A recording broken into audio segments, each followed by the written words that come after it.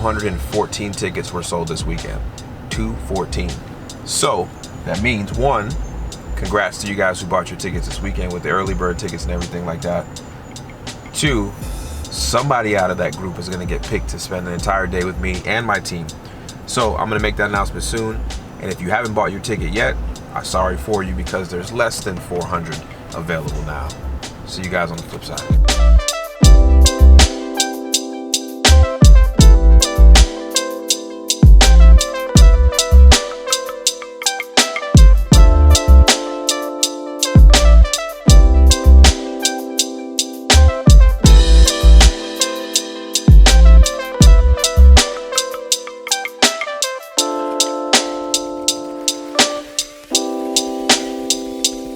Like, you overdressed. Are you straight? Well, I told you, like, before, I was like, I was gonna wear like a decent I'm about to shirt. go hoop.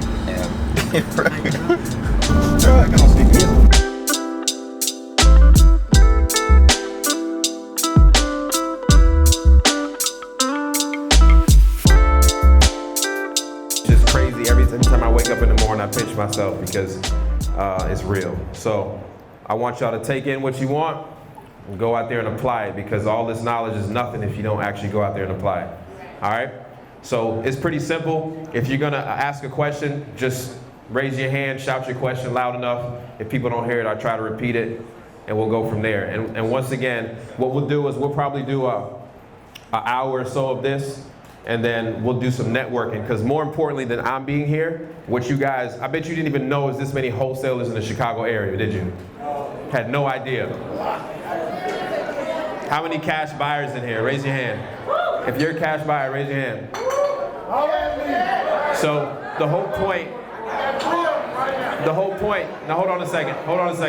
We'll get to network. Hold on. Listen, the whole point of me coming here is to be able to bring a like-minded group of people to come together, break bread, drink, and talk about real estate, and y'all can network with each other when I'm gone months and months later. So hopefully Nick leads that charge every month or every however often he wants to do it, that you guys go out and come together and continue to talk about real estate, and y'all help each other out. There's enough money for all of us, I promise you.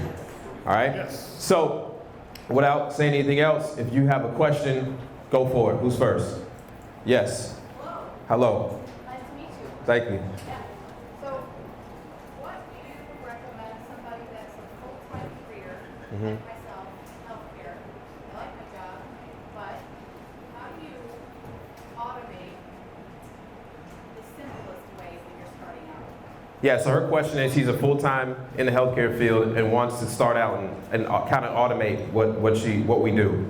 One reason why we built REI Rail, one was out of frustration, and where's Vince at? Vince is the co-creator of REI Rail. One thing about REI Rail, and it's an RVM system, and for anybody that is full-time, has full-time 40+ hours a week, can't beat the phones, hit the pavement like we do, one of the things we send out ringless voicemails to a prospect list, and it allows them to call us back if they're interested in what we said to them on the voicemail. So that way you only spend your time from 5 to 8 when it's a good time to make phone calls. You're only speaking to people that actually want to speak to you, right? So it cuts off some of the chatter. Yes, you will lose deals because you're not actively on the phone, but you will catch deals. And the thing is to be able to separate yourself from that 9 to 5 so that you can continue to have a repeatable process. So one of the things is look into RVMs. Second is, once you get to a point where you're overwhelmed, is start training and start writing down your system and processes that you created so that you can maybe start off with a part-time virtual assistant, somebody that can help you while you're at work. And that can just be for 3 to 4 hours a day in those times to help maybe make those return phone calls for you, and to set up an appointment for you to speak on the phone with the person. And believe it or not, don't be afraid to tell somebody that you have a 9 to 5. Say, hey, look, I work in the healthcare system. I buy real estate on the side. I can't meet you till after work, or I can only call you during my lunch break. People actually like that because it shows some security in yourself. Make sense? Cool. Yes, ma'am. So I wanted to know what do you do with friends who homeowners that are deceased? So she said, what happened when you run into people who are deceased that own the home? There's a process called probate. What's that? Yeah, I love probate. I've made millions in probate. Probate is basically when somebody passes away and they have, with or without a will, a property has to go through probate. I don't know the exact statistic, but a lot of them actually go into, they sell after the probate process depends. Now, I'm not certain exactly what the Illinois process is, but I'm sure somebody in here that has done a few deals. I love probate. I hang out in probate just because it just makes sense, right? The properties, I think there's some statistic like 92% of properties that go through probate end up being sold within a year, right? So there's a probate office for whatever county you're in. So if you're in Cook County, there's a Cook County probate office where it's public information, and you can either, that information may be online, or you can go to that office and request it for that individual and look at their file. Make sense? Awesome. Yes, ma'am. Picking up on that probate, Mm-hmm. do you get to talk to the attorney first, or how do you go about it? Yeah, so she says when you deal with probate, do you talk to the attorney first? In the state of North Carolina, the attorney is just an advisor. The decision maker is still the personal representative, what they call a PR, or the executor, what we call in North Carolina. So the executor of the state still makes the final decision, so you want to speak to the decision maker. The attorney guides them along. There's a lawyer over There's here. a lawyer over there in the room. He does real estate. Yeah. In Illinois, you are going to have to actually, probate is a formal process that has to be finalized by the court. A lot of time you're going to find owners saying, oh, my so-and-so willed it to me, right? Unless the will has gone through probate, they do not have title to the property. So your issue in Illinois, unless it's going through a formal probate process and actually been decided by the court and the deed has been filed, then they're not going to have title. So you do need to talk to your attorney early on. I would advise that, because a lot of you know taxes are a big issue. A lot of times the property's been sitting for a while, and it's not so much the probate process, but you're going to have $100,000 in taxes that have to be paid before title can transfer out of the person who's deceased into their estate into the new individual who it was willed to. So get an attorney involved as soon as possible, because there are some complex issues that come up with that. Can they commit to selling the property prior to the probate being done?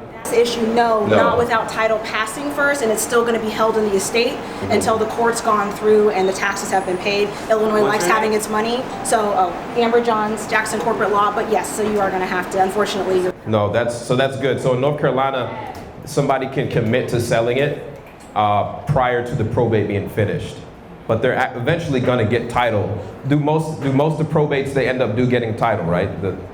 Yes, eventually, well, If the taxes and everything is cleared up. yes, exactly. So assuming that taxes, and the reason I harp on taxes is because honestly, I've seen that be the impediment, and unless you've got somebody who is doing large amounts of real estate and can come in with hundreds of thousands of dollars, sometimes you can get amazing deals, but in Cook County right now, it's really difficult. They just did a new assessment, so taxes are Taxes went expensive. up again. But eventually, yes, it will get passed either through the state or liquidated, but if you have somebody in this situation, get in there early on so you can, anticipate what's going to happen. Yeah. Average time. Time frame on that road. Which I can tell you, it depends on the property, where it's located, the liquidity of the individual who wants to buy it or who wants title. So it could be as quick as 3 months, but it can also, I have clients who come back years later and are still stuck. Yeah. So sorry, go ahead.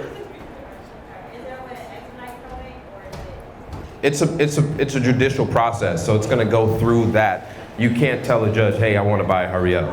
Like, it's going to go, so it depends on the reason why she's saying depend on where it is, because there's a court docket, and the docket depends on what's on it before. So the reason why we do these meetups, now you have your own real estate attorney. There you go. Yes, ma'am.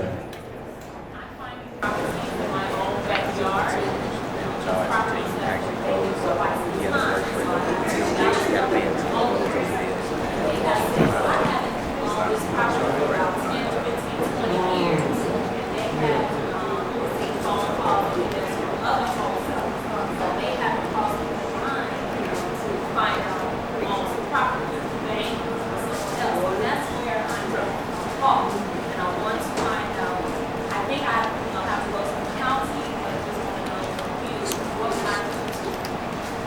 Yeah, so this is actually something I ran into a lot last year.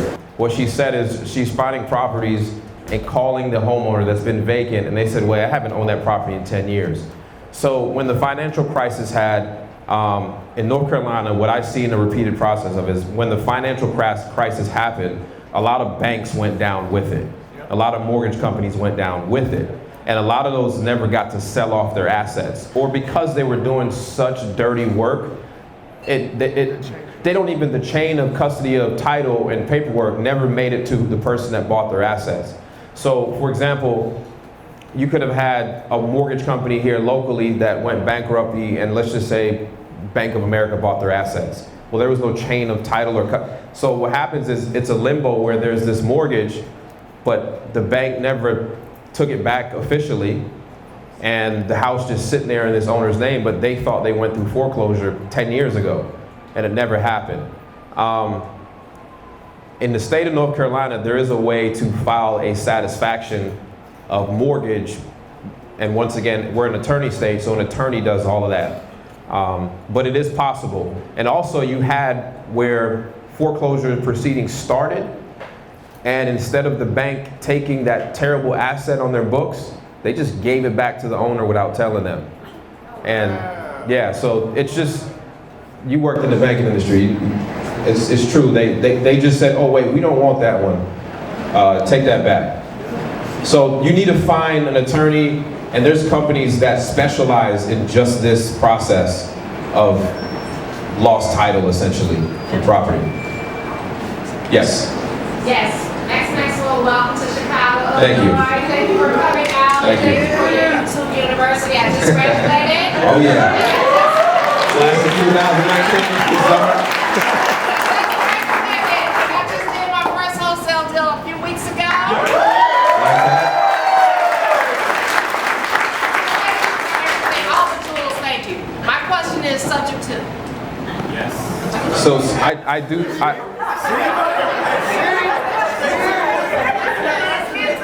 I do subject to deals. I do them quite a bit now, actually. It's one way I flip properties is through subject to financing. The reason why you don't see me talk a lot about it, it is a very, very advanced investing strategy, and it can land you in a lot of trouble if you do it the wrong way. Fortunately, I have one of the best in the game by my side. Mr. Robinson teaches me how to do subject twos the proper way. So I'm not a guru, so I don't really speak on things that I'm not efficient in. And I don't want to get you in trouble. So my answer is, yes, they work. Just find somebody that's willing, that's done it for a long time, that knows the ins and outs. Because Mr. Robinson's been sued, been all types, so he's figured it out. Don't ask me. Yeah, they're very difficult. Very difficult, absolutely. Yes, ma'am.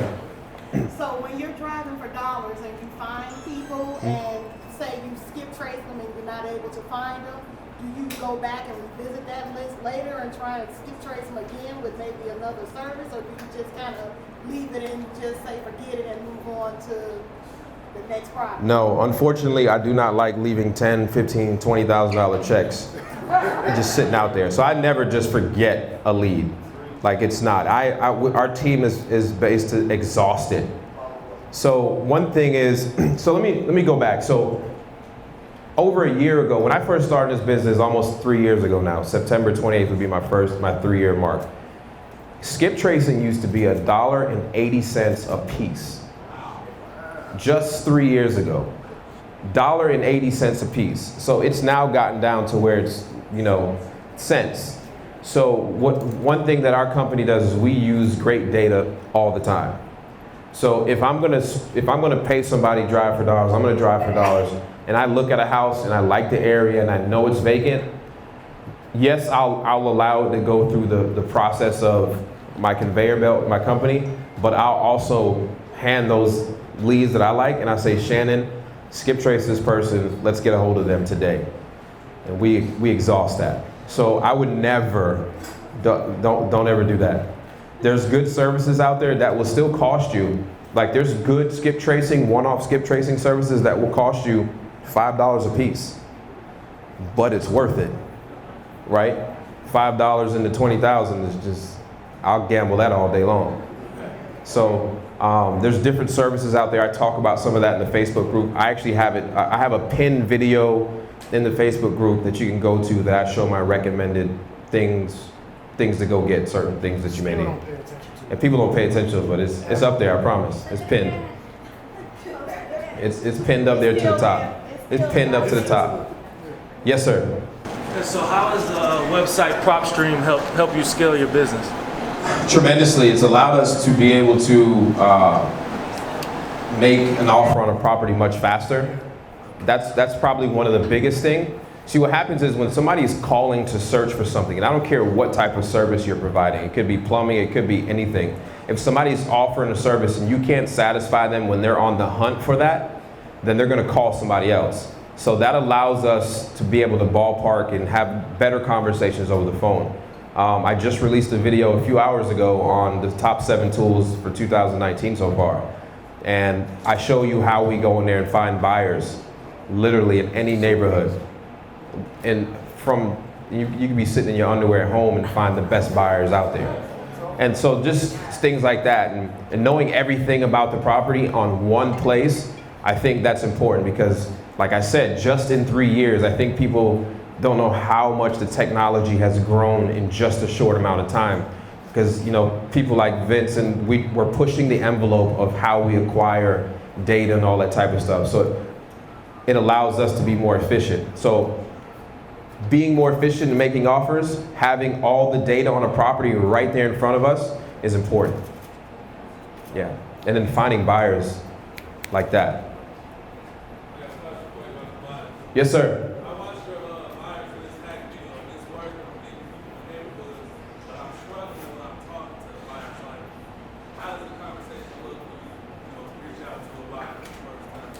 Yeah, so I can drop the basic questions. Here's the good thing.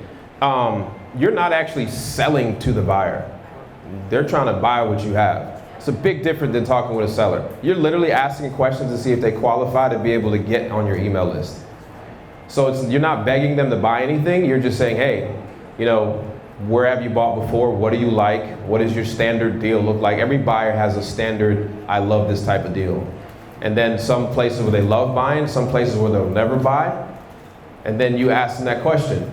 If I found you 5 of what you just described in the next few weeks, will you buy them all? And if the answer is yes, then you need to ask. Then you ask them, hey, what LLCs do you operate under? And you just go back in title to see what they've actually bought. And if they ain't bought nothing, then they're a faker. Right? Somebody said it was a faker. And Chris said that they're a faker. Yeah. So that's how. So don't be stressed when you talk to buyers. Here's the thing. They have to spend their money, or they don't eat. It's that simple. They have to buy to make a living.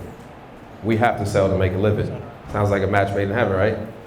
So it's pretty simple. Don't be nervous when you talk to them. Yes, sir. Virtual wholesaling. Could you give me like a breakdown of the difference between virtual versus just regular wholesaling? Some people say they're going virtual wholesaling. Yeah, it's the only thing different is you don't live there.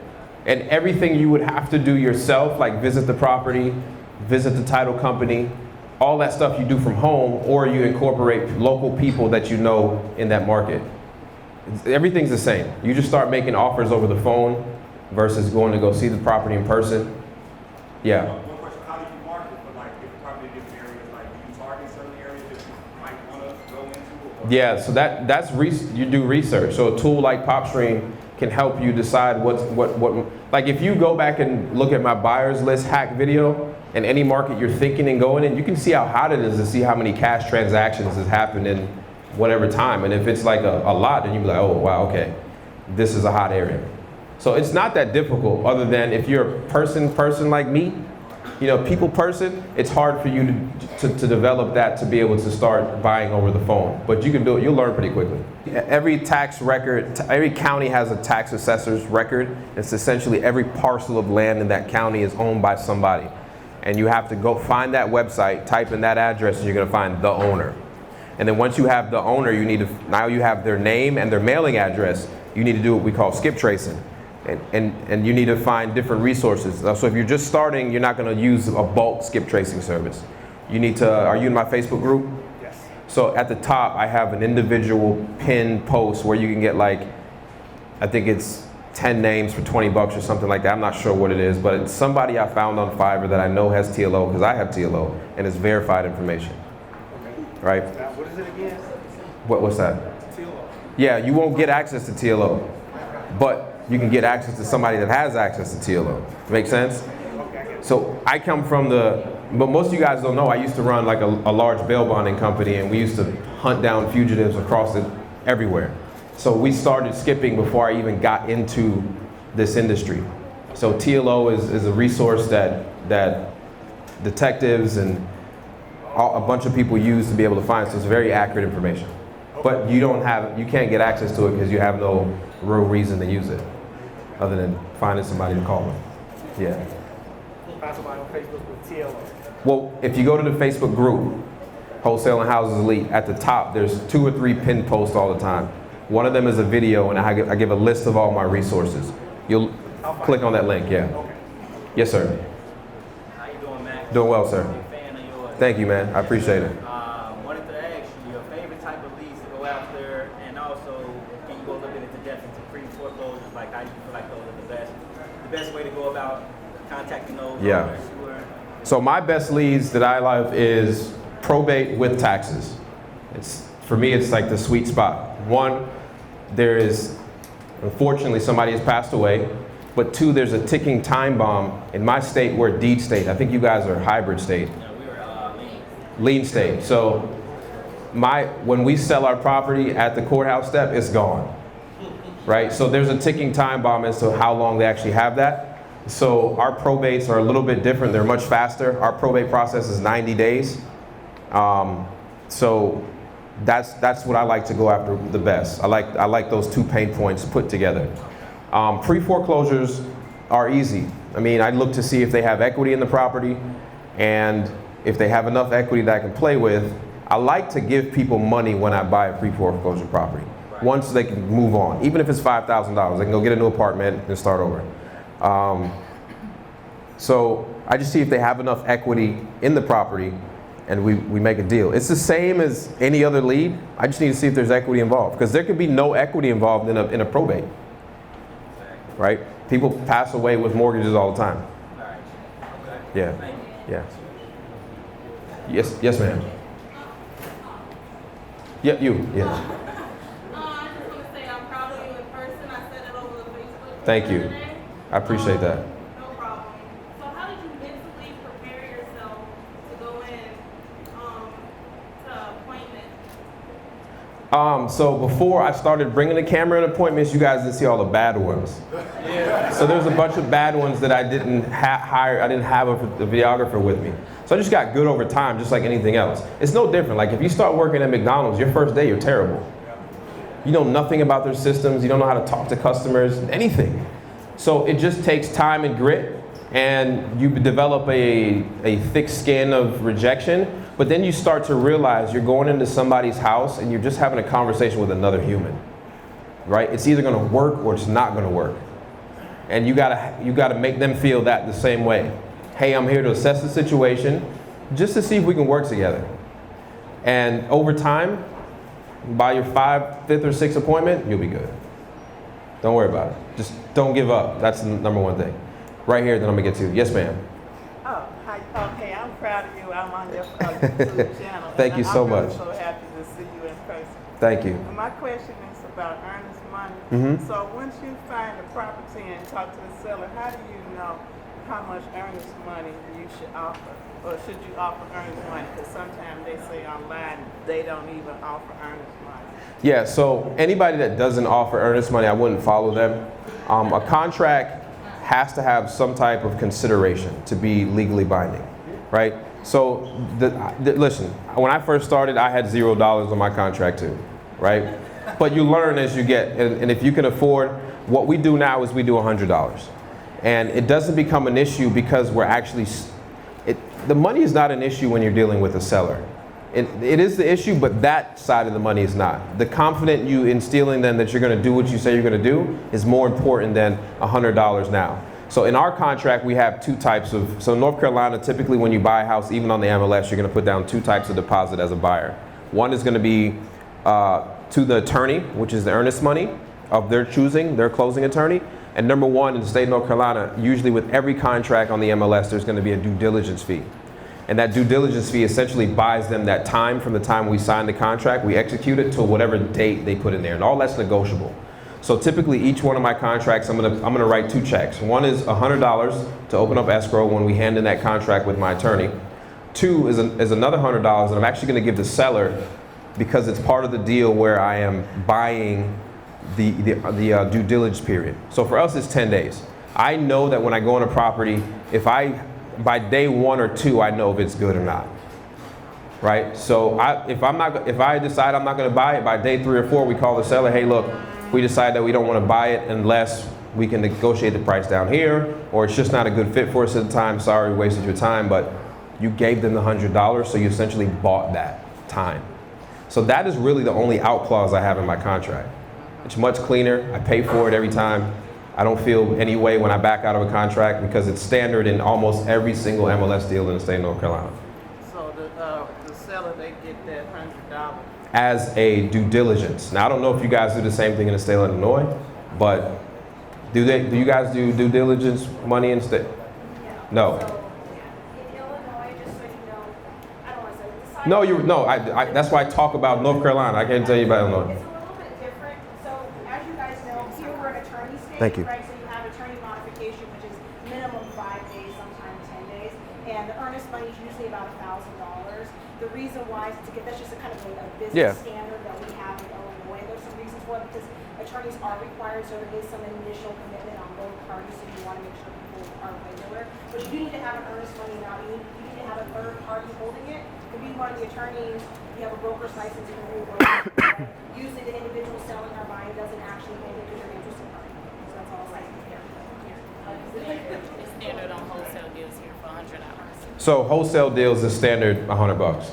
And no matter how much it's worth, it's still gonna be. And that's all still a negotiated part of a contract. So we say standard, but if you come to my house and I want $200, you better give me $200.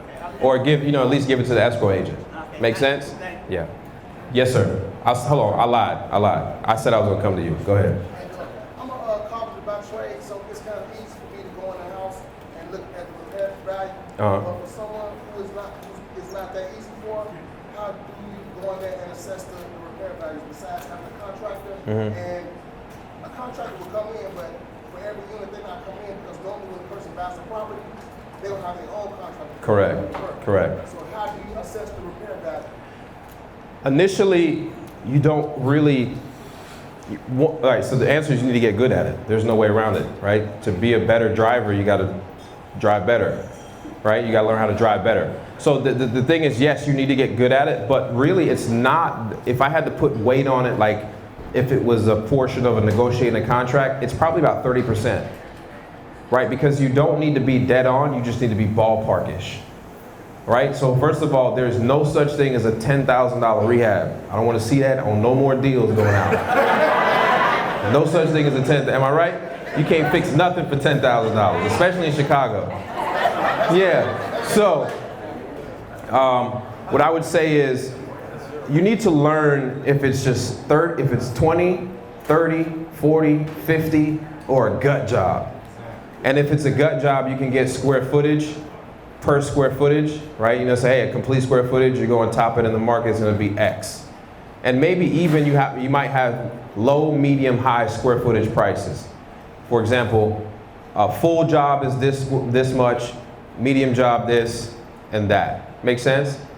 Yeah, so don't really get caught up on that. You just don't wanna go in there and be like, oh man, that's $10,000. You can't get cabinets for $10,000 out here. Right, so just kind of learn. Maybe if you go with a contractor, get a standard boilerplate of what things cost.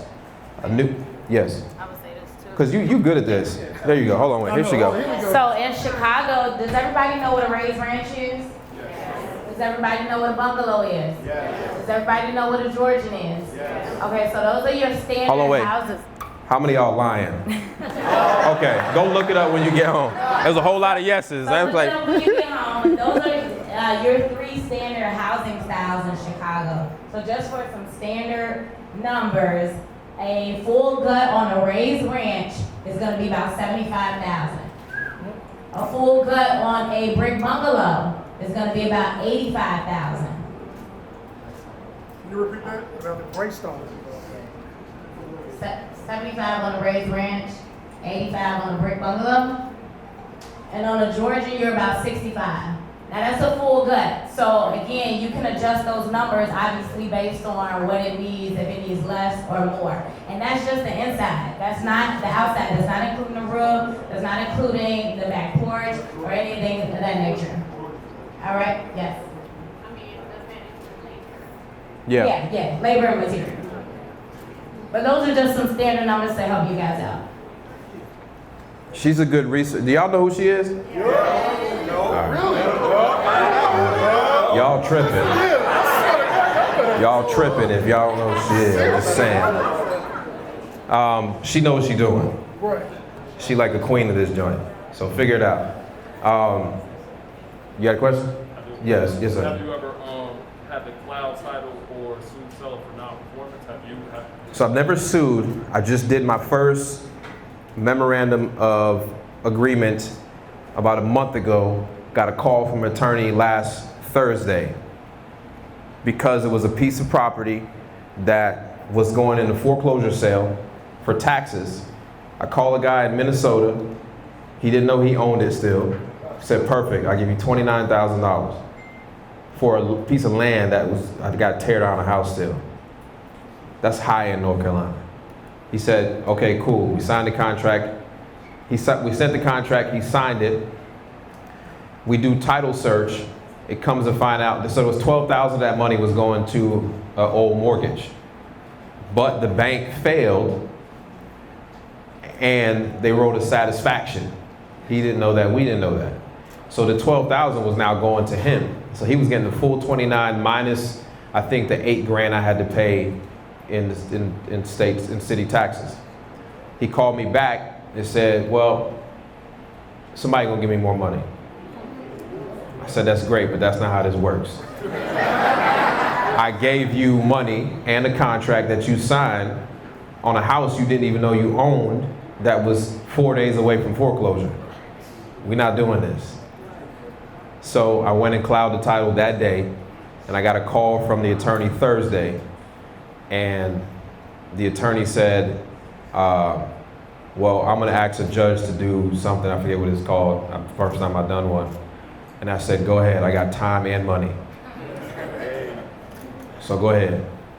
I put a little FU money aside. As you start making money, you put a little FU money aside, right?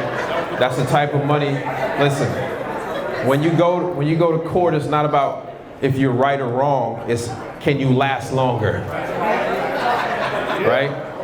So, you put away $1 or $2 million in FU money, we can go a long time for a piece of property I probably will never use again anyways, just to prove a point. So yes, I've had to do that. I've never had to sue anybody for any performance. Hopefully I never have to. Hopefully I never have to cloud a title again. But unfortunately, it's just a part of the business after you do numbers. Yes, sir, in the corner. I just wanted to know, first off, how you doing? I'm doing well, thank you, brother. It's good to see you, and I've been adding and watching those videos every day. Welcome to YouTube University. One of our graduates is over there somewhere. You see it? No, I just wanted to know, if you're doing,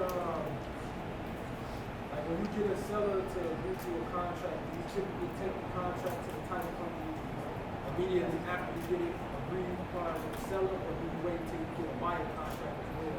I go immediately. Yeah. So, yeah, sorry.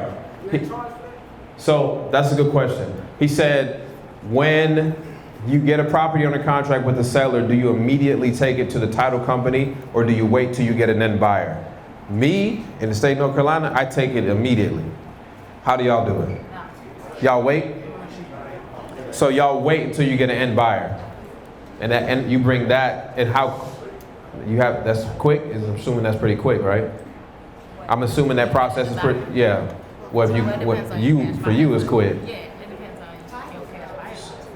So, You just need, You just need a title company here that'll do a double closing, and you need an attorney who's gonna be comfortable with doing wholesale transactions.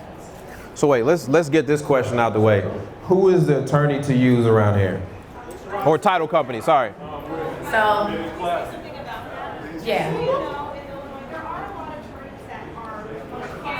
Hey, you might need to come closer. Down here, girl. This is,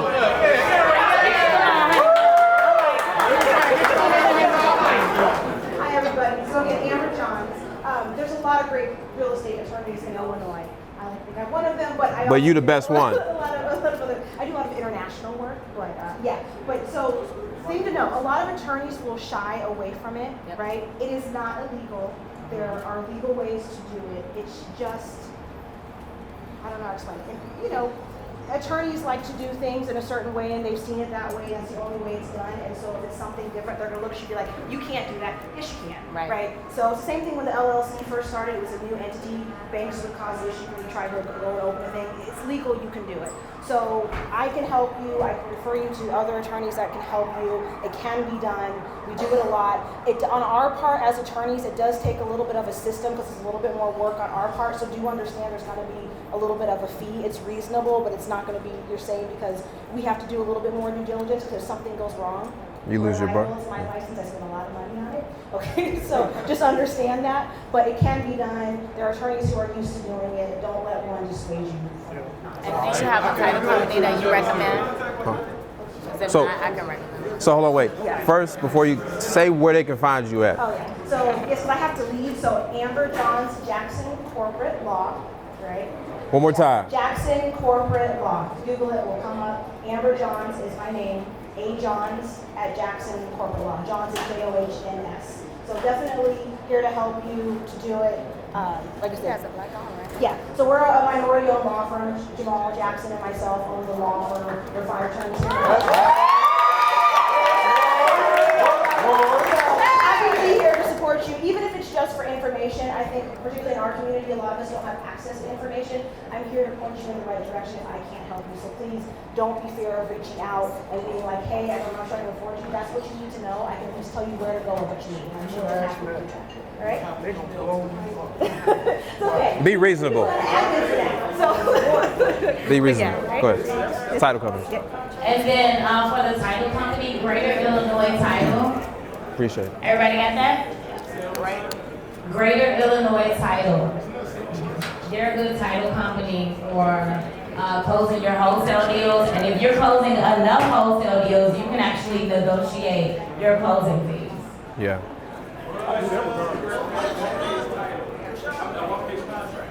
Well, you said Greater Illinois Title. They're right downtown in the Loop. Everybody got that? your question about a one-page title, one-page seller contract. What do you have a standard contract? Yeah. You use the realtor contract here? No. Okay. Not for wholesale deals. No. Okay. No. You don't have a one-page contract, do you? No, I do. She says one-page contracts work. Yeah. I used to have a one-page contract. And then also let me say too, for the realtors that are in the room, you can wholesale as long as you disclose that you are a realtor. So on the last line of that purchase and sales contract, you just state that you're a realtor, but you are not acting as a realtor on that particular transaction. Cool. Can any attorney go to any title company? She asked, can any attorney go to any title company? The answer would be yes, but you want to work with the best. Right. Like, you don't want to waste your time or your buyers or your seller time. So whoever they say use, that's who you should use, because they're closing deals. Yes, sir. What are your thoughts on land deals and how is it different from like a single family home? So land deals, I've done just a few. Like, I buy land, really I buy it to hold it, because I buy it in places I know where it's going. There's a guy named Jack Bosch that has a good training program on wholesaling land. He's made millions from doing it. He's a good, Jack Bosch. He's a good guy to look up. It works. I mean, it's just like anything else. There's an evaluating puzzle for that. You evaluate it and you make an offer determined on that. Yeah. Yes. So, I just had my second deal. I'll be closing Monday. Second deal, closing Monday. But how do you talk to a seller and his attorney that know nothing about wholesaling? So What's the best way? she's saying she's on her second deal, but she says, how do you talk to a seller and their attorney that know nothing about wholesaling? I think one thing is, the reality is they really don't need to know what your exit strategy is on the property. Because an attorney don't know anything about flipping the property either. They just think they do. Your exit strategy is just a wholesale deal. So typically all the seller's gonna know is that you agreed upon a price and that's what they're gonna get on the day you say they're gonna get it. So I don't think I never go into a conversation with that, hey, I'm gonna wholesale the deal and I'm gonna do this and I'm gonna do, because I never go in there with a seller and say, hey, I'm gonna fix these cabinets, I'm gonna pull these floors up and do that, or I'm gonna make this a rent house, I'm gonna charge $800 the first year, $825 the second year. Like, it's just too much information. We agreeing to buy your house at this certain date. And that's all you need to say to them.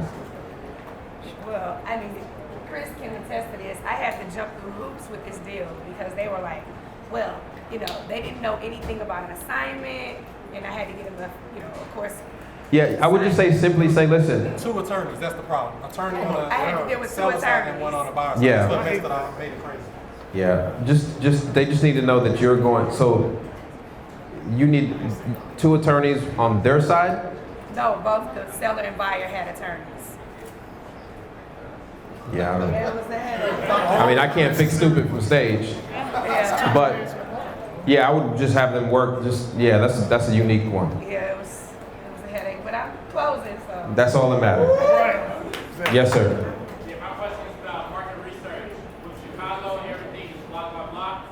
So, from a demographic perspective, what are some of the things that you look at when identifying which markets to target?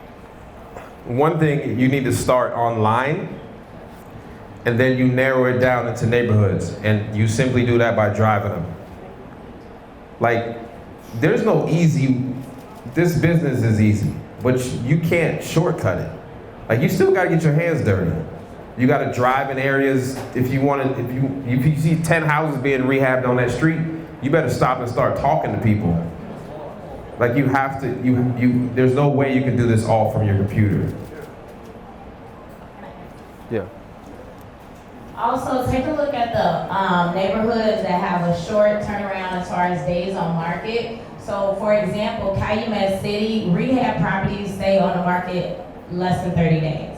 They go under contract in less than 30 days. So, like, I have a project going on in Calumet City right now, and that is the main reason why we chose to buy there, was because looking at the days on market, it was like, oh, okay, these properties don't last long. So investors are looking for that. Also, get to know the grant programs that are in the areas that you're looking to be in. So for example, I also have a property that's in the MMRP area, which is the Micro Market Recovery Program, which is a $15,000 grant for first-time home buyers. So as a realtor and an investor, not only am I marketing when I finish the product that, hey, I have a property that you can buy in this area that you can get IDA, which is your first-time home buyer grant, for up to $7,500, but you can also get the $15,000 grant because it's in the MMRP area. So I'm marketing it and saying that, hey, this is a property that as a first-time home buyer, you can get up to $22,500 to purchase this property, as well as it's in an opportunity zone. So make sure that you know what's going on in the areas that you want to market in, because when you know what's going on, those are different things that you can use to market those properties. Just be obsessed. Just be obsessed and know everything about it. Yes, sir. I'm taking my real estate exam in the next couple of weeks. So Yeah.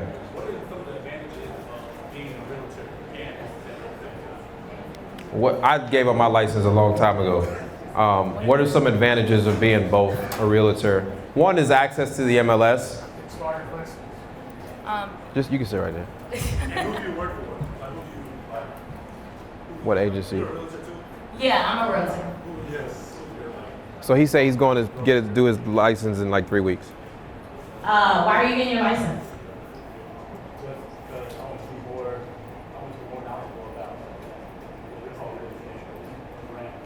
Okay, so first of all, you do not need a license to invest in real estate, right? However, if you want to get your license as an additional means of income, if you plan on being a realtor, then that's okay. So yes, you can have access to the MLS, but your best deals are not going to be on the MLS. Your best deals are going to be off market. A resource in here, I bought 2 properties from them this year, the Cook County Land Bank. Everybody needs to write that down if you have not heard of them before, the Cook County Land Bank, okay? Also, CIC is a great resource for properties as well. So again, it's just a matter of knowing CIC.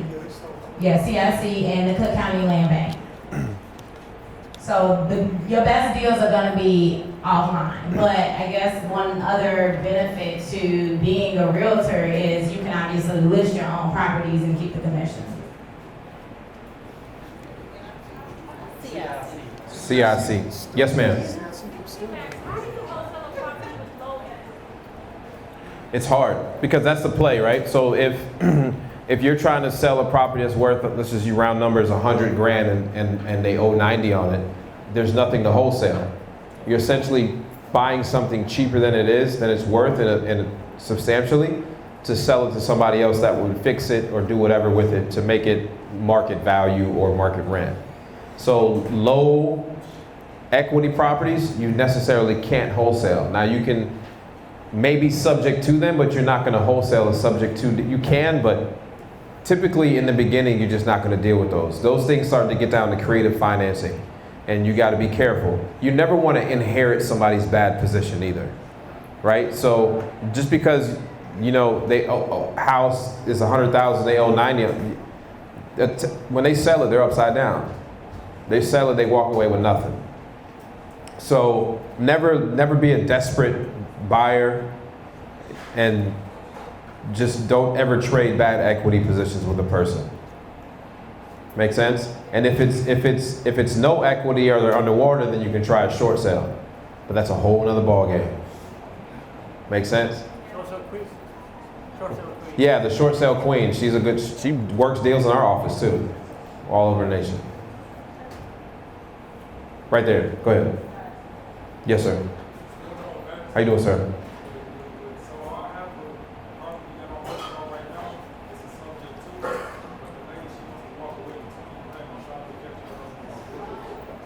So he says he's got a subject to deal where the lady wants to walk away with $20,000 from a closing. Have you done a subject to before? Have you done a wholesale deal before? How many? Well, congratulations on that. All I would do with that lead you have is work with somebody else that's done these things. If not, stay away from it. You 3 deals in, you riding a good streak, don't go into court and lose all your money over somebody that's in a bad position. You know what I'm saying? But I have paid people money at closing for a subject to deal, because the equity position made sense. Make sense? Yeah. Yes, sir. Max, really honored to hear you speak. Thank you. My question is about owner financing and kind of the best strategies to bring that into the conversation with the seller. I have a property that I'm doing on Wednesday with the ARP is about 167, but the seller bought it in 2005 or 220. He already knows it's not worth that much, but I think it's actually a really good neighborhood. It's out in the suburb around here, and I think that's a good opportunity for owner financing. But I've never brought that into a conversation with the seller before. See, once again, I wouldn't do the deal. I would never trade a bad equity position with the person. I don't care how you slice it, how you dice it. If you own something that's worth less than what you owe on it, you're in a bad equity position. Unless you're strictly a cash flow investor, which that's not that great, I would never do that deal. Me personally, right? Because you need 2 things to build wealth: cash flow and equity. And if you're just upside down and you're just going for the cash flow play, and you're at this point, what you're doing is you're basically investing on assumption, and that's a bad place to be, because you're saying, hey, I know this neighborhood is going to go up. What if the market keeps tanking like it's been doing for the last 5-6 days, the stock market, and money gets tight? and you thought, and it didn't happen. And now you're responsible for a house that's worth 160, but you owe 216 on it. Yeah, I wouldn't even go to that appointment. I wouldn't waste my time, but I would call the short sale queen, because he's in a position where he bought it in the wrong time, and a bank knows that, hey, I could get something or nothing, and they more than likely will reduce the amount owed for a cash sale. So shortsalequeen.com. Or I think it's the ssqueen.com. I don't know. You can find her. Just Google search the short sale queen. The SS queen. Yes, ma'am. Okay, so if you wanted to create an app for this industry, where would you start? Ooh, you want me to give you $1 million? Yes? No. Vince, if you were creating an app for this industry, where'd you start? Vince creates those things. I don't know, because I'm creating competition for myself. Yeah. So essentially, yeah, how to quickly evaluate a property is the place where you can start. That's the problem. So when you're creating an app, you're just solving a problem. It's very similar to when we're wholesaling properties, we're solving a problem. So when we created REI Rail, we were solving a problem of people calling us and we don't know who they are. We instantly know now, and what property they're associated with and everything like that.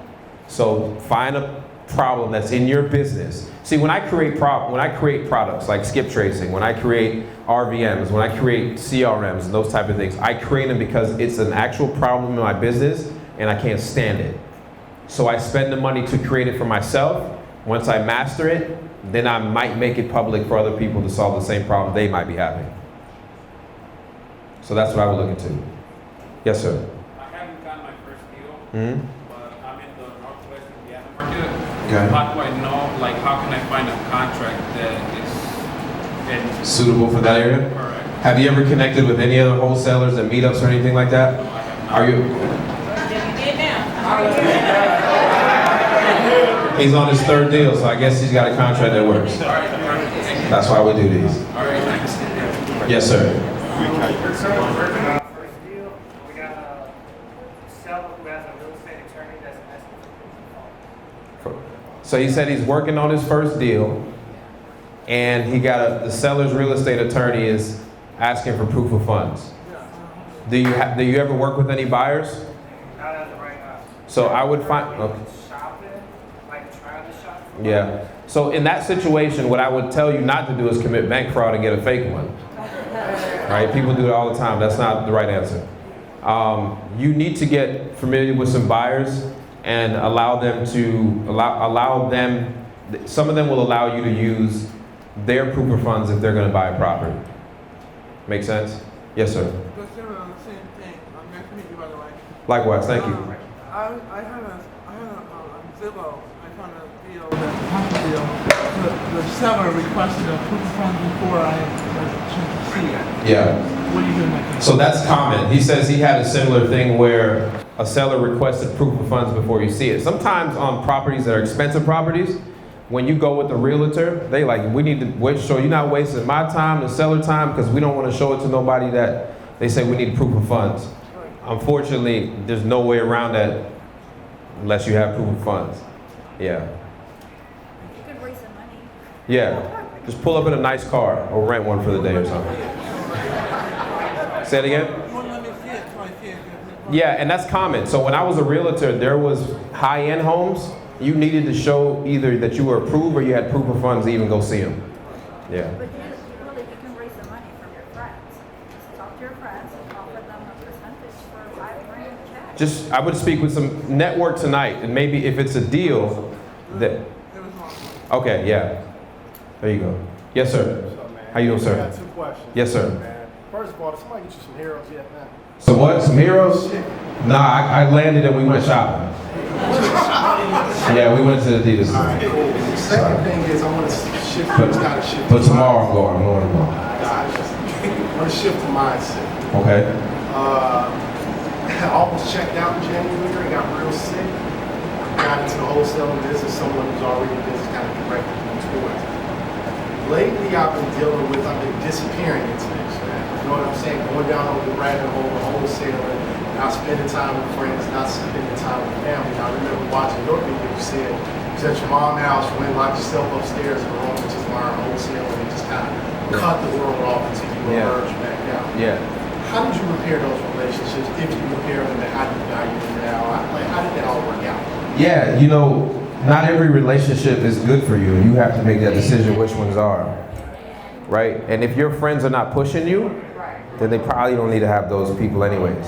Like, you might have to change your surroundings. And I'm not saying get rid of your friends. Some of you, like, some friends, you know, ain't shit, ain't never gonna be shit, right? So, like, you hang around those people. You know, everybody's got those friends. You know, you got one or two, you know you ain't going nowhere, but you funny, and you make me laugh, so we gonna hang out, you know, once a month, right? So, but, you know, you want friends around you that's gonna, you know, push you in the right direction. Like, I challenge my friends, my employees all the time.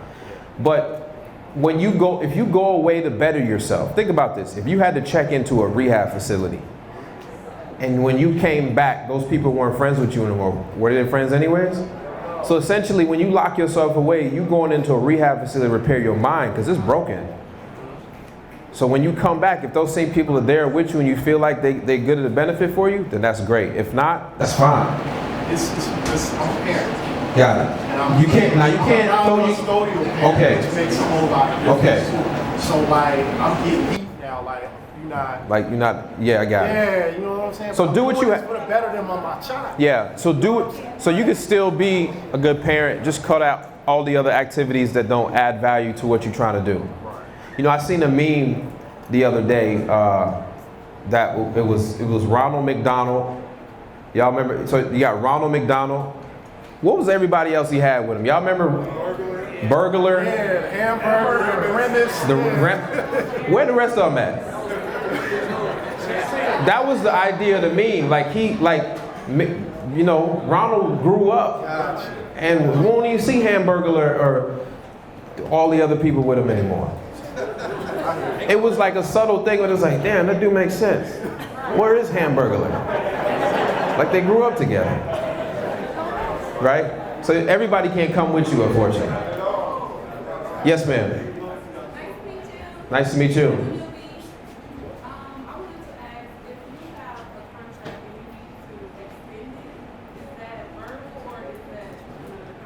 It's a written. You want to get it in writing, just so you have proof that you, just like a first contract. And if you feel like you're going to need an extension, one thing that a lot of people misunderstand is that contracts are broken and remade every single day. And if you just have communication with whoever you have that contract with and be honest, more than likely they're cool with that. You're like, hey, look, I need an extra 5 days. I'm going on vacation. I just forgot. It just slipped my mind. My wife will kill me if I don't make this vacation. But as soon as I get back, we'll close. What's the extra 5 days? We've been waiting 30. But don't tell them on the 29th day. You know what I mean? So just be communicative with your whoever you are. One thing I tell my staff is we need to set the expectation all the time. As a matter of fact, I just put out a video about under promising and over delivering. And I took that from my past 10 failed businesses to understand that. Like, typically, hey, look, we can close in 30 days and let them know on day 18, hey, are you cool with closing on the 21st day? They'd be like, wow. But the whole time you knew you was closing in 21 days. It's just a simple thing that, you know, that helps you get customer reviews and all that type of stuff too. But yes, get the extension in writing. Yes, sir. I wanted to know, like, when you got a buyer that needs to, say, assess an owner-occupied property. How do you season them to, like, be able to go assess the property without the... So how do you let your buyers know that somebody? How do you let your seller know that a buyer is coming to? They just need to know a partner is coming. If you're the buyer, they just need to know a partner is coming to look at the property. So one thing, when you got owner-occupied properties or tenant-occupied properties, you want to kind of set that expectation up front with the person while you're getting this under contract, right? When I was a bail bondsman, somebody sitting on the other side of the jail cell will agree to anything you want them to do while you writing them out of jail. So you set that expectation, you need to come to my office every week, I need to see blah, blah, blah, all of this stuff like that. So if you set that expectation up front by saying, hey, listen, I know you live in this house, or I know you got tenants in there, I'm probably gonna need to look at this property twice before we close, right?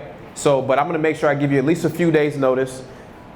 That way you can be prepared. Then I'm gonna come by either with my contractor or one of my business partners, and we're just gonna take some pictures. That way on the day we close, we rocking and rolling. I don't have to sit around and do all this due diligence after. Do you think it's a good idea to simply just video the crib before you show it to Absolutely, absolutely, absolutely. And the way I explained it to the seller is, hey, I'm gonna take some photos and videos so that I can show my contractors and my partners to kind of make sure we don't have to come in your property 5 times before we close, but maybe only twice. Now you just set a whole expectation for him. Like, man, he usually comes 5, he only coming twice. I love this guy. This is how you set it up. Yes, sir. So, for example, let's say you were to start in Chicago again, what would be like your ideal team? I know you talk a lot about who's picking the right team. So let's say you were to start as a newbie, like or an Yeah. So what would your team look like? What would you have on your spot? So if I started brand new in Chicago and I was a newbie, what would my team look like? Me, myself, and I. Just like I started. You know, and then I did every portion of this business, all of it. And then as I got busier, I started to hire to eliminate a certain part of the business. One was data pulling. Once I got to a certain point where I couldn't stay up late at night anymore, I hired somebody else to do that. Then we went out and we're doing a bunch of marketing, and then we hired somebody to answer phones because too many calls were coming in. And then when we started adding another marketing strategy, we hired 2 cold callers. So then I started building this team. And now I'm only going on appointments. And then we got so many appointments, and then I hired Francis. And then Francis goes on appointments. So you see what I'm saying? I started eliminating chunks of the job for myself. So I don't think there's a direct blueprint on what you order first or how you order them, but just start eliminating the things that you're not good at or the stuff that you can't focus on. Yeah. What's that? I came here in June with $500. He said he, yeah. I came here in June with $500. 3 deals so far, just one property. What was it, last week? And I had an attorney on my team. I have Natalie, who's like my everything, who actually helped put this together. And I network with everybody. Like, I'm literally in my attorney's office. That's just how like crazy it got. So it's all about building your network quickly too. So pretty much that's it. Yeah, $500. That's right.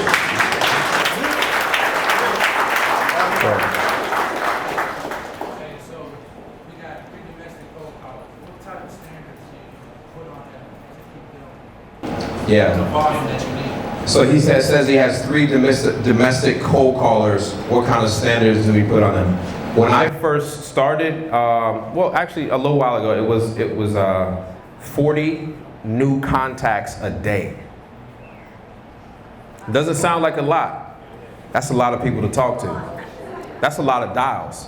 You're gonna dial probably 200, 250 a day to get to talk to 40, right? And not keep in mind, they got follow-up from the day before, the week before. So 40 contacts a day. Yes, sir. REO, and if you do, how do you go approach the real estate agent who defends you on the contract? So he asked, do I buy REO, which is real estate owned by bank-owned real estate, and he said, how do I get the agent to favor my contract? The agent, you say, I'm gonna allow you to list it when I'm done rehabbing it. So you can make that promise. So that's back end money for them because they're direct with the bank.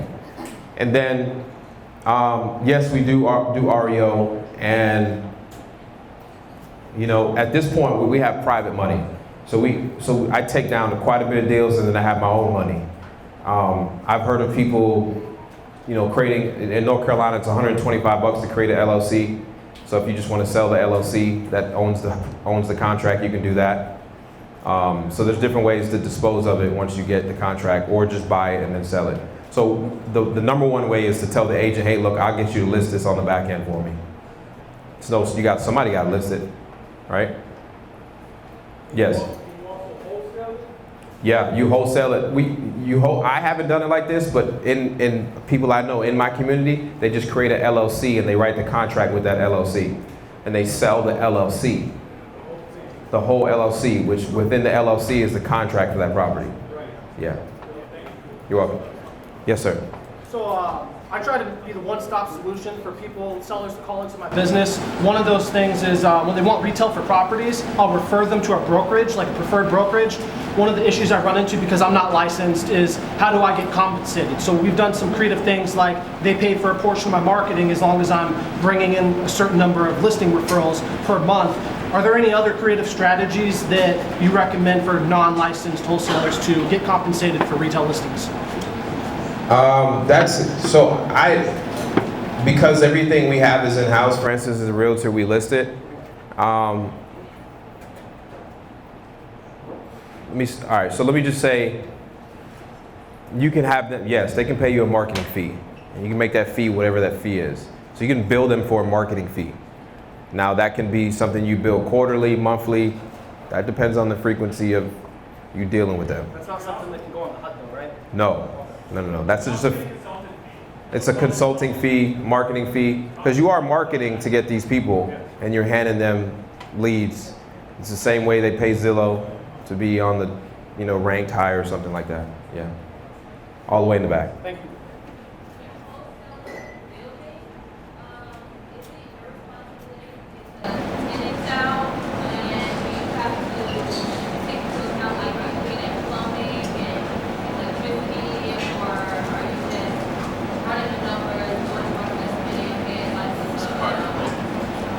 So if I heard you correctly, I'm reading your lips, you're saying that when you wholesale a building, I guess you're talking about a multifamily or anything. Units. So multifamily, I'm guessing. So you say, are you responsible for getting the tenants out? All of that's negotiable. So when you buy, just because you buy a new building, at least in North Carolina, when you buy a building with tenants in there, you can't just kick them out. If they have a lease, you inherit that lease. So same thing here? Yeah, so you can't, just because the ownership transfers doesn't mean you can kick them out.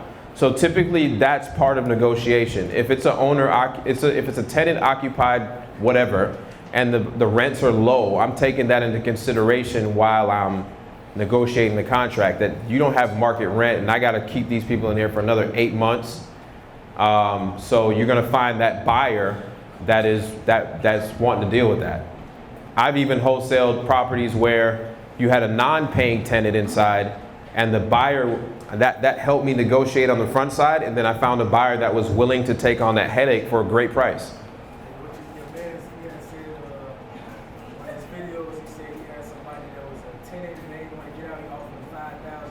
Correct.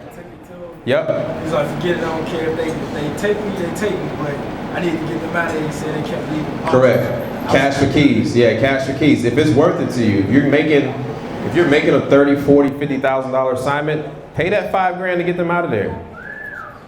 Yeah, that's just, if you're in a tenant-friendly state, that sometimes you have to do that. Yes, sir.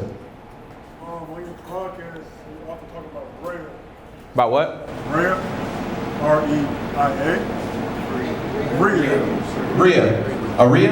Yeah. What are your thoughts on that? You talking about like a real estate investor association? Yeah. Yeah, so that's similar to this, but that's a known term. I don't even know if that's a licensed term or not, but it's basically an association of, it's a gathering of real estate investors on a weekly, monthly, whatever thing. And it's you should find it. I'm pretty sure they have one here, right? What is it called? Chicago REIA. So sometimes you can attend as a non-member, or sometimes you have to sign up and be a member and go to them. But it's a good resource to find some people. But bro, we've been going across the country creating our own REIAs, if that makes sense. Yeah, I don't. Yeah, there's an app called Meetup.com. That's a golden. It'd be 5 people sitting at the bar talking about real estate. 2 want to be millionaires. You would never know. Depends. Not anymore. Yes, sir. Max, it makes a lot. It's easy for me to understand that for a flipper to attract private money. That makes a lot more sense to me than it does for a wholesaler for some reason. How would you say, like, for a, suggest for a wholesaler? Well, so there's wholesaling is just an exit strategy, right? So I wholesale probably 90% of what I see, but then there's this other 10% that I use either my money or private money with. So you're not using private money to wholesale. You don't even have goals, so you don't need price on it. Just trying to make sense that you see it. Yeah, for flipping purposes or buying and holding and stuff like that. Okay, gotcha. Yeah. Oh yeah, right here. Yes, sir. One of the strategies that I heard from you or someone else was to get Uber drivers, delivery drivers, drive the dollars for you, right? Yes. One of the first things that comes to my mind about that is one of them might ask you, hey, how do I pay my commission, right? Not commission. No. That's only a word. You can only a licensed broker can earn a commission. But go ahead. I get what you're saying. I just wanted to correct you, person. Go ahead. Well, following that, if you're going to pay by commission, one of them might have asked, hey, how do I know, how can I trust that you're actually, when you close a deal, you're going to pay by commission. But since you just said not by commission, how would you, what kind of price would you put for the lead? You can call it bonus. I just stay away from the word commission if you ever end up. Bonus in that case. Yeah. Instead of commission bonus, how do you know, hey, I'm a good deal, I'll actually pay you. What if I close on a lead that brings me? Or you just pay like, let's say $5 a lead, and I So there's 2 different strategies you can use. There's 3 different strategies. You can pay just per deal. You can pay per lead. Or I have guys that are on my 1099 payroll that they're getting paid to go out all week to gather a certain amount of properties. If somebody doesn't believe you, just go to the next one. Right? People think everything's a scam. Those people stay broke. Just a follow-up on that would be, how do you make sure, when somebody comes across a lead that somebody else has already come across, How do you go about compensating them regardless of the strategy, whether you choose to pay them, per lead or per bonus? How do you go about that? Do you have like a database that, somebody gets that lead, boom, you put it in, their name. Yeah, so we use Deal Machine. And we use their enterprise package, right? So once a property's been added to my database, it can't be added again. It'll say a team member already added it. Got it. Yeah. Okay. And then you know who owns that lead from the day it enters your system. And you update them on the app. You literally say, hey, make contact with the owner. Hey, we're under contract. Hey, it closed. And they can go in their list and see each stack with each property where they're at. Got it. Yeah. Thank you. You're welcome. I'm gonna do a couple more questions, and then we're gonna do like the networking part. And I definitely want you guys to buy some drinks, because I'm gonna get a drink in a minute too. Okay, sure. Growing your team, how do you know when someone has to be a partner, and how do you compensate or 1099? How do you know how much percentage to pay? How do you do it? So you're saying when you grow your team and you're getting acquisitions managers, how much do you decide to pay them? Yeah. So what I would look at is like find somebody else that's growing a team, because it's different in different states. Like California is different because the commissions are the bonuses are so high. Just find somebody. I think it depends. So I think it depends on your cost per lead also. Right now I'm paying out 15% to acquisition managers. So I think it depends on your cost per lead though. And you have to do your numbers based on what makes sense and what you can afford. And then also what's your average per deal that you are making on a wholesale transaction. And I guess it would be 1099, right? 100%, yeah. So what I do is when we pay off of bonus, we call it bonuses. When we pay bonuses, it's based upon the net minus our standard acquisition cost of the property. So you might say 10,000 minus 1,800, you're getting paid on this amount. You know what I'm saying? So that, because the company has to get its money back. Right? You don't pay on the money not realized. Right. So you don't add up like your LLCs. No, they're there. So let me tell you. So the sales team that works in my office receive a salary. They receive a weekly guaranteed salary. And I pay them that so that I can, because there's 1099 rules and there's W-2 rules. A lot of people are misusing 1099s. So what I do is I pay them a salary, a set salary, that then they make a draw off of bonuses. They get bonuses basically. But I pay them a salary so that I can tell them when to be at work, how to do their job, when they're supposed to do it, when they can go, when they can leave. Because you can't tell a contractor to do that. You can't provide them a desk, you can't provide them a computer. Like, those are things that you cannot do to a contractor. So you gotta make sure you're following the actual rules. And there's a 1099 test. We just hired a company called Barbie or Airbnb, something like that. It's basically, for our size company, it's $200 a month. They are our complete HR for our company. So they fire people, they make sure we're staying in state regulations. So I'm just at the point where I'm not interested in getting sued, right? And I think it's Barbie, but spelled not like Barbie, like it sounds. Just type in $99 HR company in Google. That's how I find them every time I get money. Yeah, you're welcome. All right, a couple more questions. Yes, ma'am. Do you wholesale bills include your IRA, your self-directed IRA? Yeah, that's a ninja trick right there. So, you guys know what an IRA is? Self-directed IRA is? So you can literally build millions of dollars in there tax-free with that. So essentially, here's how we do it. So on my big deals, I'm gonna 50-50 with my IRA. That makes sense? So because we put down $200 per contract, that's the actual investment for that deal. So I'll take $100 from my IRA, because I have a checkbook IRA, and I'll take $100 from the company, and I'll invest 50-50, and when we make a $30,000 wholesale fee, $15,000 goes tax-free back into my IRA, along with the $100. $15,000 goes to the company, and we operate as normal. And you can do that and build that tax-free, and then pull it out, when you reach a certain age. But I literally see people go in 2 years, 2-3 years to a $3 million IRA. That's crazy. Yeah. Absolutely crazy. Bambi, there you go. What did I say? Barbie? Yeah. I ain't smart. I never said I was smart up here. You can also do that with a whole life insurance. Yeah, I'm not familiar. I've had heard that, but I'm not familiar with it. Yeah. I got 3 more questions. Yes, sir. So I got a seller who wanted $45K and I offered him 30, but now he don't pick up the phone. Hey, that's happened to everybody. So. Should I call him from a different number? Yep, call them from a different number. You call them from a different number, you text them, you show up at the job. What's 40 a good deal? Sort of, maybe, but I was trying to make an offer that make my gut turn, like you said, right? Yeah, so shoot out that text message saying, hey, look, I just sold the deal and I can offer you a little bit more money. Give me a call. Yeah. I didn't say how much. Yes, sir. One question. I recently was going to get some business funding through my business.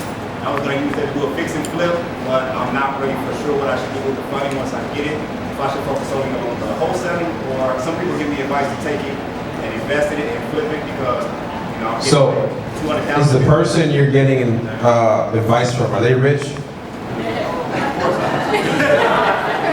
Right? Don't ask me for relationship advice because I'm not married. Right? So you don't if you're getting a loan and you're gonna flip for the first time, I would not recommend that. But what you could do is partner with somebody and put half of the money in on the deal, learn the ropes once or twice, and then say, thank you, I get it, and now go do it on your own. Never go out on your own, especially when you're talking about borrowing money. You're a custodian of that cash. You have to pay it back. What they don't show on those TV shows is 90% of flippers fail. Right? So partner with somebody. If you really got cash and you want to learn, I'm pretty sure she'll show you the ropes. if you invest in a deal. Get what I'm saying? That's how this business works.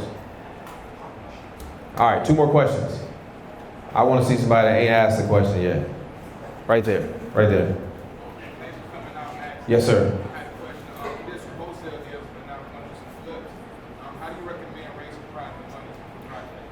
Yeah, one question. Why you want to flip? You're doing it wrong then. But that's cool. I respect that.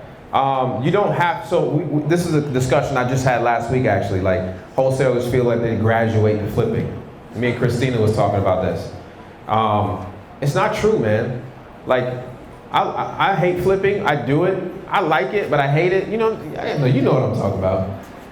Right, so it's not a graduate, that's not your next step. It doesn't have to be your next step, right? But if you want to raise private money to go buy multifamily, that's actually way more easier than raising money and you've never flipped a deal. It's the same thing. You come to me and say, hey, I want to do some private money, I'm about to flip some properties. All right, let me see some properties you flip. Well, I watch HGTV.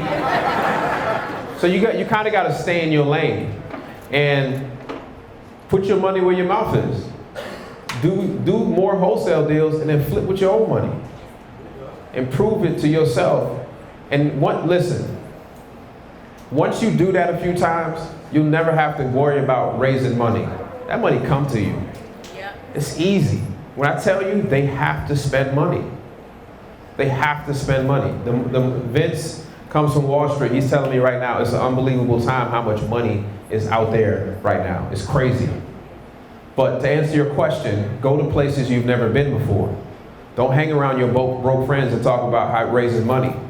Go to places, you dress nice, you look like you're a respectable person. Go to some other places. Hang around other individuals and just have these same conversations we're having right now. And you'll easily find money. Money's not hard to find. And that's one thing we have to change our mindset. Just because our parents grew up broke and we thought money didn't grow on trees, it actually does.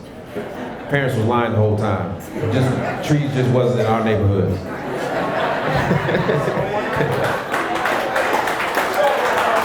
Yes, sir. I know everybody's excited about, flipping and investing, so on and so forth, but I come in with the security piece.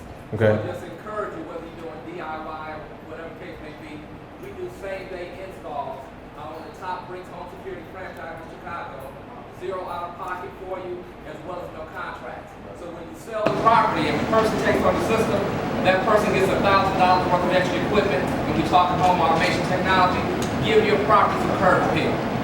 Got it. When I was a realtor, we used to bundle stuff like that in there when we used to sell deals and stuff like that. All right, last question. Anybody? All right, you already did one. I got one. You haven't done one, have you? No. All right. So my friend Monica, she just told me about this trailer industry. I was wondering, is that like a big thing? Is that the new wave? Or what are your thoughts on wholesaling trailers? I have heard of it. I know people that do trailer parks.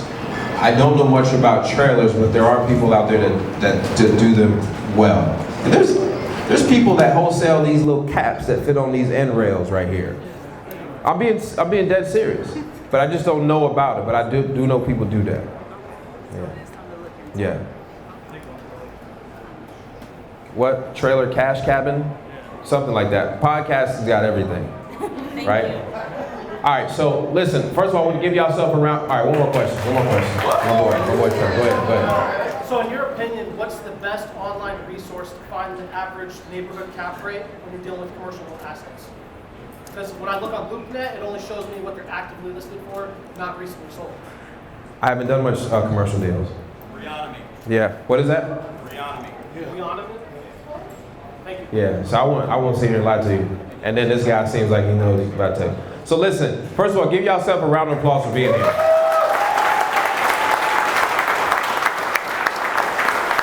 You know, I would have never thought a year ago that young people, brown people, everybody's in here talking about real estate. It's just crazy.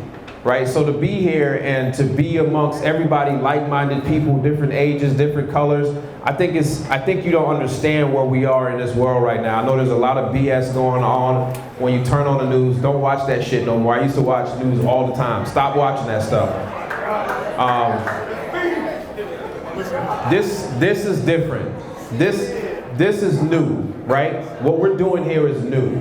And a lot of us, I don't care what your race is, how old you are, it doesn't matter. There's a gap between the have and the have-nots. And we need to fill that. And how we do it is knowing what the haves know so we can catch up with them, okay? I'm a first-generation American, so I know what it's like to have your parents come here and not know the rules, but they know the American dream is here, right? But just that the American dream they told us a long time ago has changed, and we got to keep up with the time. So give yourself a round of applause again.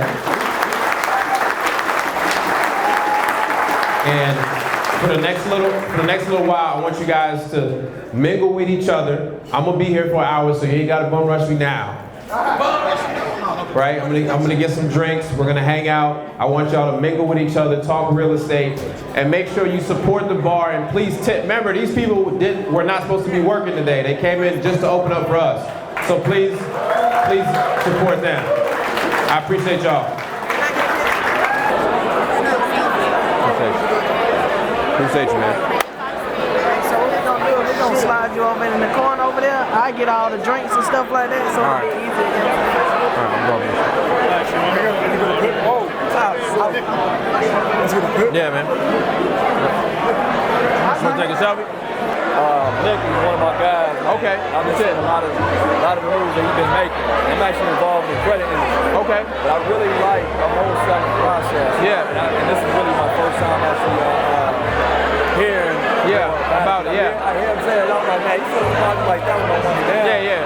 My girlfriend, she's actually taking a real estate course right now. Okay. To get a license. And I was debating about getting into that, but then you don't need a license. Just let her keep one.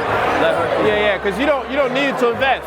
You just need to know the both sides of the story. Okay. And then it's just good. But keep messing with Nick and then just get into it. There's a lot of information and resources online right now. Okay. Yeah. So by me doing credit, this and I'm saying like the new thing that you're creating right here, man, this is something that could definitely change a lot of people, bro. A lot of people. A lot of people. That's what's up, man. You mind if I get a phone? Yeah, man, yeah, 100%. Hey, Nick. Hey, Nick. You take this photo real quick?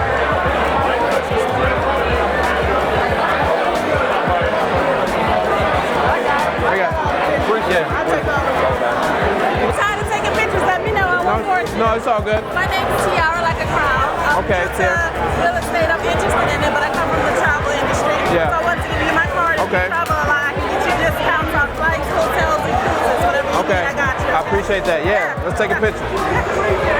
Hey, if you take.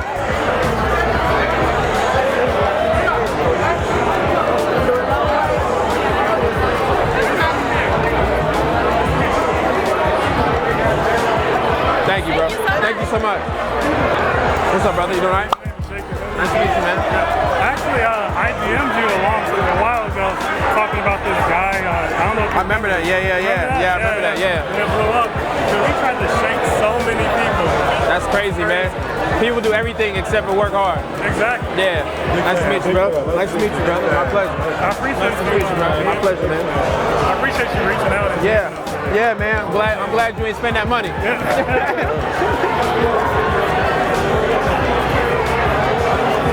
Appreciate y'all, man. Thank you. Yeah, man. Appreciate y'all. Be good, man. You'll be working with us in a few years. I love it. 1 or 2 years, right? Yep. Thank you, man. Be good, brother. Appreciate you, brother. Connect with me, okay? Nice meeting you. Nice meeting you. How you doing? Doing good? Nice to meet you.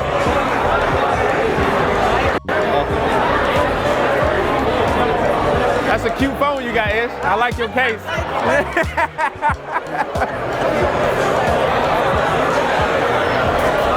What's up, brother? How you doing, man? Good to see you, brother. Remember this? I do remember. You was in the house.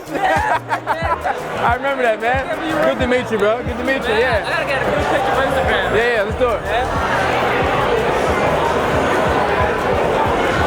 Cool, man. Thank you, brother. Be safe, man. Thank you. Yeah, bro. Keep growing. Keep growing. I appreciate that. Yeah, man. Can I get a picture of you? You need a beer or anything, man? I appreciate you coming on. Yeah, my crew got it, man. I appreciate it, though. Thank you, man. Thanks for coming down. Appreciate your videos on YouTube, man. Thank you, brother. I appreciate your support, man. I have a good question. Where could I pull leads? I need leads. You know, where do you pull your leads from? It depends what you want. You got county leads. You got, I mean. I've been looking at list source. Yeah, I use list source for my wide list. Yes, for my absentee. What would you recommend to look for my first wholesale deal? What do you think is? What market you in? Right here in Chicago. You need to find neighborhoods that you specialize in and start driving for dollars and taking pictures. Okay. All right. I appreciate it, man. Yeah, man. Can I take a picture? Absolutely, yeah.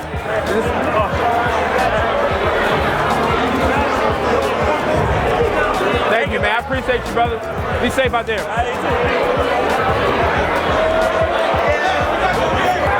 How you doing? My pleasure. Pleasure's all mine. Pleasure's all mine. How you doing, brother? I appreciate the support, man. You out there hustling? Yeah, man. You in this market over here? You can do it, man. I did it. I did it. You can do it. You've been watching and you're paying attention. What's some of your what's your number one thing you think that's maybe holding you back or you haven't got where you want to get to yet? What's been holding me back? Yeah, if there's something holding you back. For me, it's the buyer. But maybe I'm not, I don't know, me getting a good buyer. I get a lot of people that kick tires, but not for real. So getting a buyer. So with you say you're a realtor, right? I'm a realtor. So you know, you just need to start going to different meetings and stuff like that and finding some people. But Rashana, she's a good resource, man. She I just connected with her before I came to you. Because I've been watching her. She's undercover, but she rocking. Yeah, I've been getting on her Instagram, her 2 pages on Instagram. Yes. And I've been kind of watching. So But find out like when she's doing meetups and she does this women in real estate thing that's also powerful too. But you need to do that. Okay, so I got her information. So me and her gonna talk again, so we can actually, so I can know when she's doing things that I can come to. Yeah. Well, I appreciate you turning your mom on to my content, man. And you go out there and do it, man. You gotta understand this is one deal. One deal will change your entire. It's real. And it's not that the money changes your life. It's the idea that you just completed. Not go do 10 more. You good? I'm very good. I have to say thank you. Thank you, man. First time I heard about you, I was in a hospital that died. Yeah, I heard that. Acute appendicitis. Oh, My appendix blew up. Yeah. It was in there for 30 days, went septic. I live on a hill. I actually called my boy to come pick me up, to take me to urgent care. It's like January here. It's ice. I rolled my ass down that hill, bro. So they took me to the hospital. I went in for 10 days, sent me out with a pick on in my arm, my heart, to administer my own antibiotics. Didn't work, they sent me back. I spent another 30 days in the hospital. Died on the operating table when they were taking out 30% of my colon and my kidney. 3 days after the surgery, my friend Wholesale, she's like, check these out. So I'm literally in the hospital bed. Oh, okay, this might work. Yeah. You know what I'm saying? So thank you, brother. Man, I'm glad to see you live, brother. I closed my first deal on Friday, and I will close my second deal next Friday. I love that, man. I love to, bro. Yes. I love to, man. That's a good story, brother. That's a great story, actually.